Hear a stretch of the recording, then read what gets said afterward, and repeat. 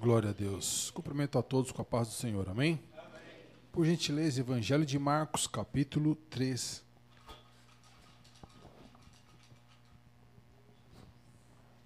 Marcos, capítulo 3. Glória a Deus. Vamos ler do 1 ao 6. Amém? Marcos, capítulo 3, dos versículos 1 ao 6. Amém?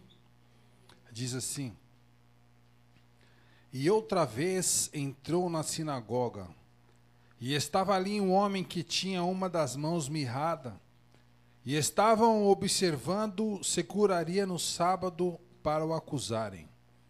E disse ao homem que tinha a mão mirrada: Levanta-te e vem para o meio.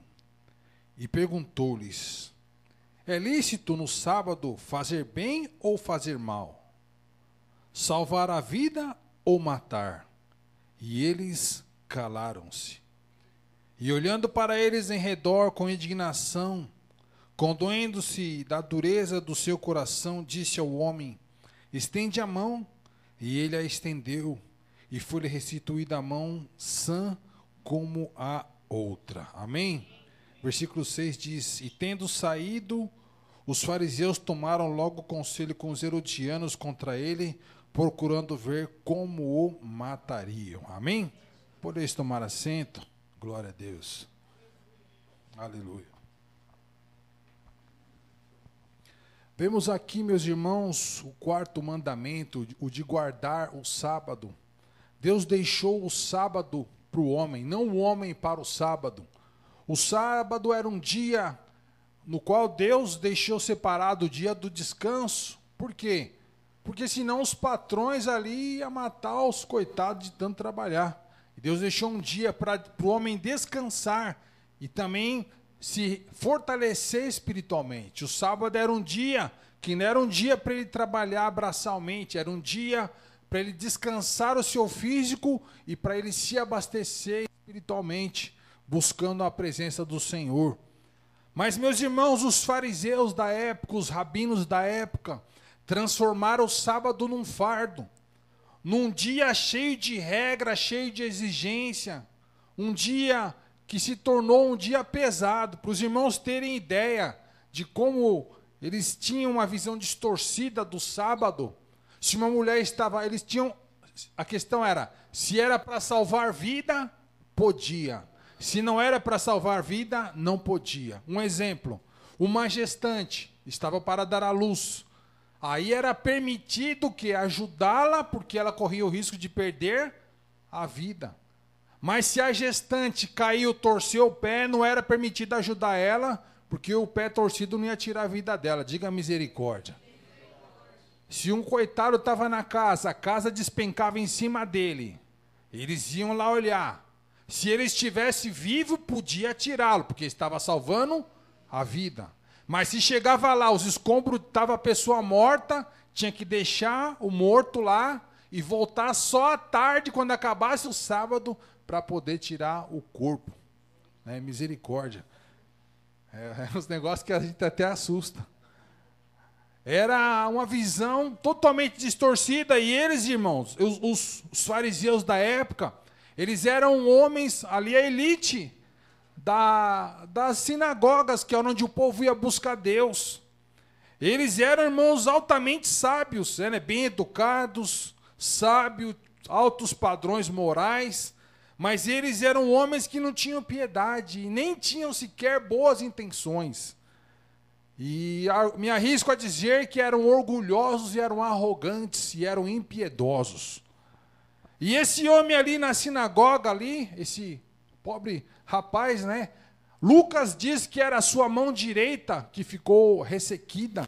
A Bíblia não diz se foi uma doença ou se foi um acidente, mas diz que a sua mão direita ficou ressequida, ficou atrofiada, de modo que ele não podia mais trabalhar. Diz a tradição que ele era pedreiro. Ele não ia mais poder sustentar a sua família. Ele ia ter de viver de esmola, de ajuda dos outros. Mas esse homem ele foi buscar Deus, foi buscar a ajuda do Senhor na sinagoga, foi buscar Deus. Eu creio que ele não sabia que aquele dia Jesus estaria ali. E eu acho interessante, irmãos, que esses fariseus da época, eles se achavam os donos da igreja. Se a gente for ver lá em Mateus, no capítulo 12, a gente vai ver eles debatendo com Jesus, porque os discípulos de Jesus foram comer espiga de milho no sábado. Eles estão arrancando espiga e estão comendo espiga de milho. Não é lícito isso. Jesus, mas espera aí, vocês não leram na lei que Davi comeu o pão da preposição? Vocês não leram isso, não? E ali Jesus conversando com eles, debatendo com eles ali, mas irmãos, tem gente que não adianta falar. Eles acham que sabe de tudo, que são os donos da razão. E ali chegou o momento, lá no Mateus 12 ainda, que diz o texto, e Jesus entrando na sinagoga deles. Os fariseus mais ali, mais cri-cri, Jesus foi na sinagoga deles. Chegou lá na sinagoga deles. E diz que quando Jesus chegou lá, eles já começaram a olhar Jesus de canto de olho. E começaram a olhar o rapaz de mão mirrada também, de canto, e vai acontecer alguma coisa aqui. Porque, irmãos, onde Jesus está, alguma coisa acontece, irmão. Alguma coisa acontece. E o nosso pastor Fernando falou uma palavra muito linda de manhã, né? Ele falou, Jesus pode ir até no inferno, que o inferno vira um paraíso. Sai capiloto, sai tudo que é ruim e fica bom. Aonde Jesus está, fica bom, irmãos. Não adianta, lugar que tem Jesus não é ruim, não é pesado, é gostoso, irmão. E Jesus entrou na sinagoga, irmão, entrou quietinho, todo mundo olhando para ele. E era costume, irmãos, os homens adorarem a Deus com as mãos para o alto. E quando aquele homem levantou com a sua mão ressequida ali, muitos julgaram aquele homem, olha lá, é um amaldiçoado. Isso é resultado de pecado, é pecador. Não sabia o que tinha acontecido, né? Julgando sem saber o que tinha acontecido. Mas ele estava olhando para Jesus, ele sabia, irmãos. Jesus vai fazer milagre, irmão. Irmãos, tem gente que não crê, fala um monte de coisa, mas sabe que quando chega com Jesus as coisas mudam, irmão. Jesus muda situações, Jesus muda circunstâncias, irmãos. O que está triste, ele alegra. O que está doente, ele cura, irmãos. O que está encurvado, ele levanta a cabeça, irmãos. O que está sem esperança, ele dá esperança, irmãos. Jesus é Jesus e fim de papo, irmãos. Aleluia. Os fariseus tudo sem azeite, irmãos. E Jesus sempre anda e sempre andará cheio do azeite. Cheio da presença do Senhor, cheio de glória, cheio de majestade.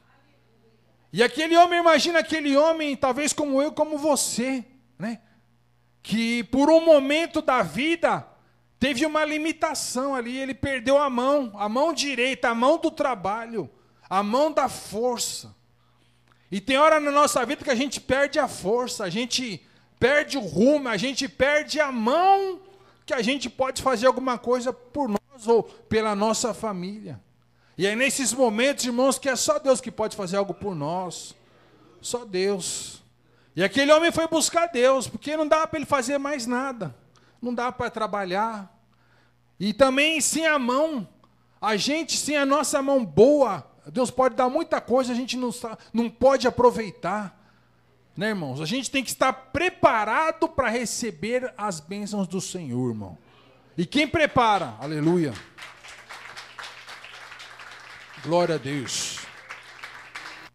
E quem nos prepara, irmãos, é o próprio Deus, né?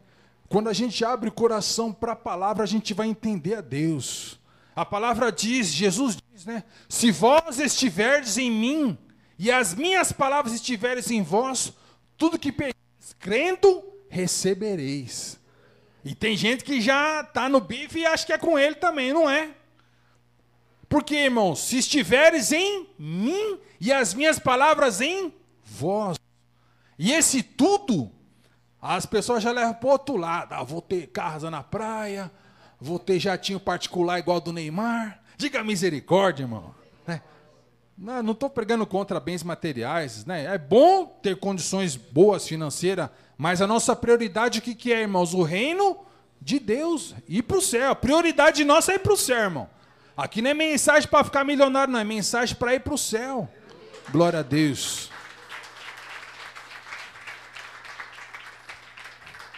Irmãos, e quem tem mentalidade, irmãos, de ir para o céu, Nunca vai colocar um pensamento terreno acima de um pensamento espiritual. Ele vai pedir as coisas o quê? De um modo que ele não vai ofender o seu Deus. Não, eu vou pedir de um jeito que Deus vai se agradar de mim. Salomão, o que você quer, Salomão? Você quer ficar rico? Você quer que eu acabe com seus inimigos? Não, Deus. Eu quero sabedoria. Eu quero sabedoria. Eu não sei fazer nada, Deus. Meu pai sabia, eu não sei. Meu pai sabia tocar harpa. Meu pai sabia orar bem, eu não sei fazer nada. Eu quero sabedoria. Porque você pediu bem, eu vou te dar sabedoria e vou te dar riqueza ainda. Quando a gente pede direito, a gente recebe muito além do que a gente pensa. E o crente, irmãos, focado no Senhor, nunca vai pedir coisa terrena, irmãos. Vai colocar sempre acima de tudo o quê? As coisas espirituais. Aleluia. Glória a Deus. Aquele homem ali limitado, triste ali, Jesus chama ele para onde? Vem aqui para o meio. Vem aqui para o meio. No meio de todo mundo. E Jesus faz uma pergunta. É lícito fazer o bem ou fazer o mal? É lícito salvar ou deixar morrer no sábado? E os fariseus, irmãos, eles ficaram em silêncio, irmão. Nenhuma palavra, irmãos. Bastava só dizer, sim, Senhor, é verdade, é lícito. Estamos enganados. Mas eles, irmãos, eram arrogantes demais para admitirem o erro. Que venhamos a sermos humildes, irmão. Porque às vezes a gente erra, né? A gente quer fazer as coisas, a gente passa na frente, erra. Mas que sejamos humildes. Jesus deu um tempo para eles ali refletirem nessa palavra. E ninguém disse nada, irmãos. Nada. Ninguém pensou em momento algum na condição daquele homem, na família dele, de como seria a vida dele. Mas Jesus pensou, irmãos. Irmão, Jesus sempre ele olha no individual. Muitos olham no coletivo, igreja cheia, é bom, é bom. Igreja vazia, é ruim, é ruim. Jesus olha no individual. A gente vê Jesus, irmão, Senhor Jesus, pregando para uma pessoa, irmão. Né? Uma pessoa, irmão. Só uma. Irmãos, e não existe coisa mais gostosa do que ouvir a voz de Jesus, irmão. Ouvir ele falando, às vezes você vem aqui, às vezes você está meio machucado, está meio preocupado, e logo a palavra vai ao teu encontro. É Jesus falando com você, aleluia. Jesus zelando pela tua vida. Jesus mostrando que ele cuida e que ele sabe o que você está passando. É lícito deixar esse homem aqui, nessas condições. Ninguém disse nada. Jesus falou, então estende a mão. E o homem estendeu a mão. E naquele momento a mão daquele homem ela foi curada, irmãos. Pelo poder da palavra do Senhor Jesus, irmãos. Aleluia. Aleluia. Irmãos, a palavra de Deus ela é tão poderosa, irmãos. E às vezes a gente está esperando algo mirabolante, né? Algo estrondoso. Vai cair um raio na mão dele, vai cair um trovão na mão do homem, vai esticar a mão. Né? Vai vir um anjo com a espada de fogo e vai tocar na ponta do dedo. E a mão vai ser curada. Mas não só a palavra de Jesus. Estende a mão. Foi curada, irmãos. Nosso Deus, ele é simples, irmãos. Simples. E às vezes, irmãos, Deus está falando conosco, a gente não está entendendo, irmão. Às vezes a gente acha que a nossa saída ou a solução dos nossos problemas está tão longe, mas está pertinho. Jesus está falando aqui, está aqui a solução. Está aqui a tua bênção, está aqui a tua vitória, aleluia. Estende a tua mão, ele estendeu a mão. E naquele momento a mão dele foi curada, irmãos. Irmãos, quando a gente obedece uma ordem de Jesus, irmãos, milagres acontecem, irmãos, acontece. Irmãos, o diabo ele luta a todo instante para a gente não ouvir a voz de Deus, irmãos. Ele faz barulho, faz tanta coisa, irmãos. Infelizmente, muita gente, irmãos, vem na igreja, escuta a palavra de Deus, irmãos, e chega lá fora, o diabo fala outra coisa, ela esquece a palavra que ouviu aqui e guarda a palavra que foi ouvida lá fora, irmãos. Lá fora você vai ouvir só desgraça, irmãos. Perdoe até a palavra chula que eu usei. Lá fora você vai ouvir tantas coisas ruins, irmãos. Mas se quer ouvir coisa boa, vem para a casa do Senhor, irmãos. Jesus cura, irmãos. Jesus muda as situações, irmãos. Quando João Batista achou que estava tudo acabado, que a situação estava fora de controle, vai lá, discípulos, e pergunta se realmente Senhor Jesus é o Messias. Por favor, pergunta que eu estou desesperado aqui, eu não sei o que vai acontecer. Jesus calmamente falou, fala lá para o João, os cegos vêm, os coxos andam, e aos pobres é anunciado o reino dos céus, aleluia, aleluia. Irmãos, no mundo tem injustiça, no mundo tem doença, no mundo tem coisa ruim, no mundo tem diabo, mas acima de tudo tem o nosso Senhor Jesus, irmãos. E aonde Ele chega, irmãos, Ele põe ordem na casa, irmãos. Aleluia.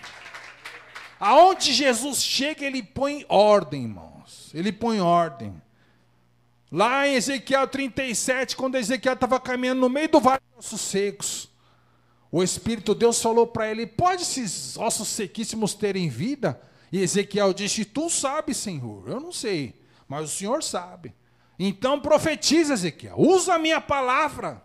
E Ezequiel profetizou e diz que começou a se juntar osso com osso, carne com carne, nervo com nervo, irmãos.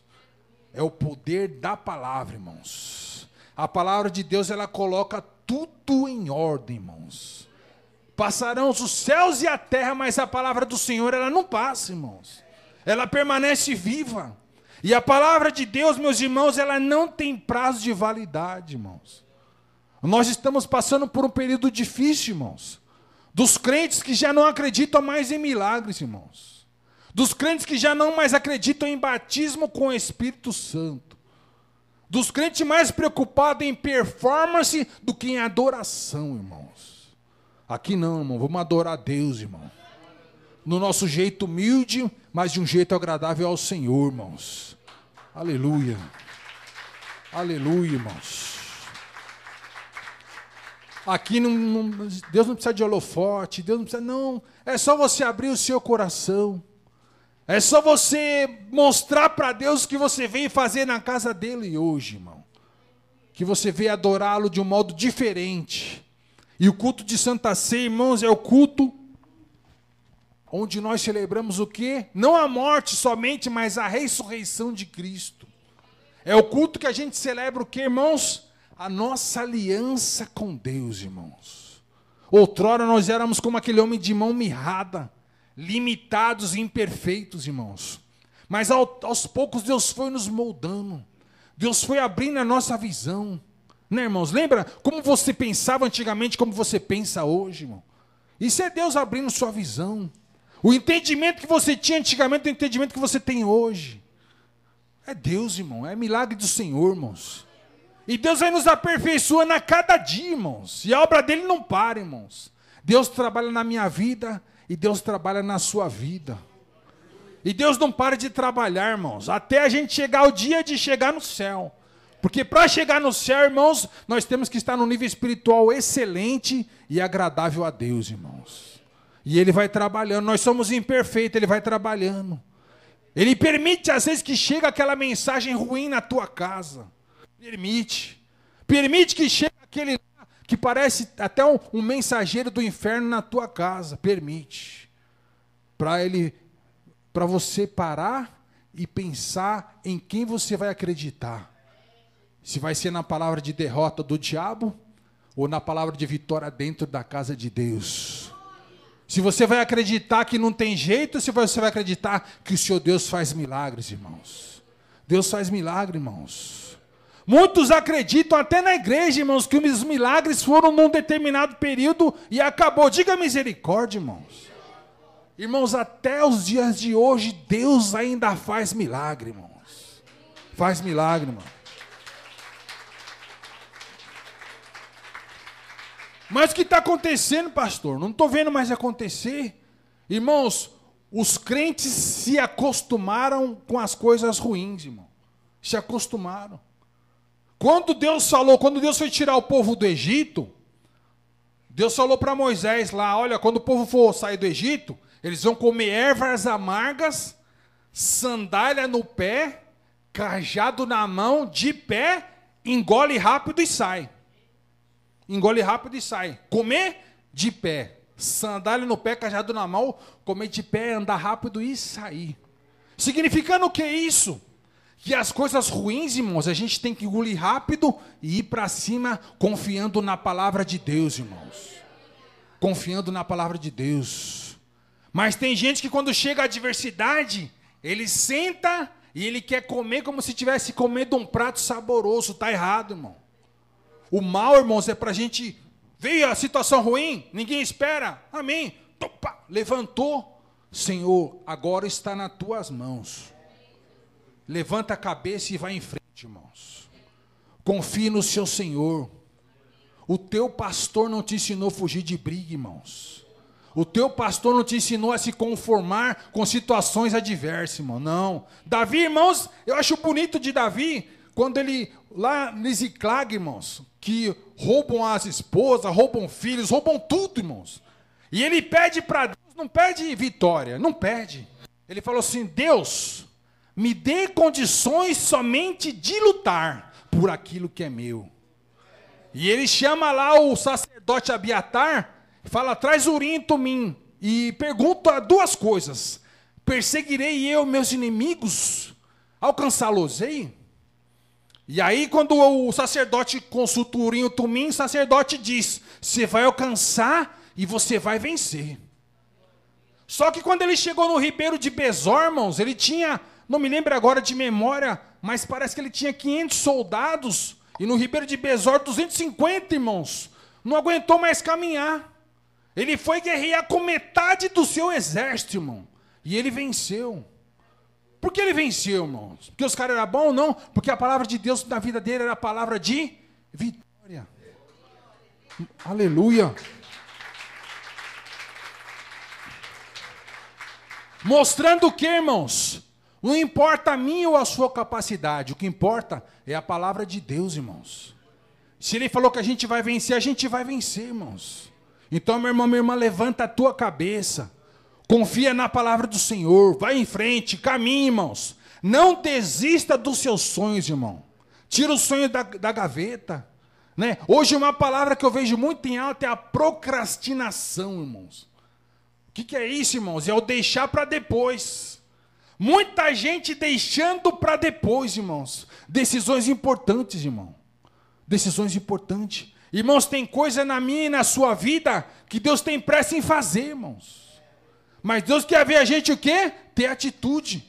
Fui falar com Ezequiel. Ele falou o que para Ezequiel? Primeiramente, põe-te de pé e falarei contigo. Devemos estar na posição de ouvirmos o quê? A voz do Senhor, irmãos. Então que nessa noite, meu irmão, minha irmã, levanta a sua cabeça. Culto de Santa Ceia. Culto, meus irmãos, mais do que propício para você renovar os votos com Deus, irmão. Culto mais que propício para você colocar a Deus os seus sonhos, irmão. Seus projetos, irmão. É um culto abençoado, irmãos. Estamos numa atmosfera abençoada. Estamos no lugar certo e na hora certa, irmão.